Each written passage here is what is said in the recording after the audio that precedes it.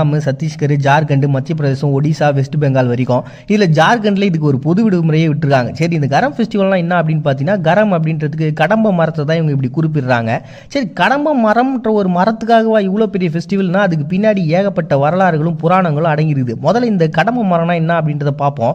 4ஆம் நூற்றாண்டில் பார்த்தீங்கன்னா கடம்ப வம்சத்தை சார்ந்தவங்களால இந்த மரங்கள்ன்றது பெரிய லெவலில் வழிபாட்டுக்குரிய ஒன்றா மாறுச்சு அப்படின்ற ஒரு சில விஷயங்கள் குறிப்புகளும் இருக்குது.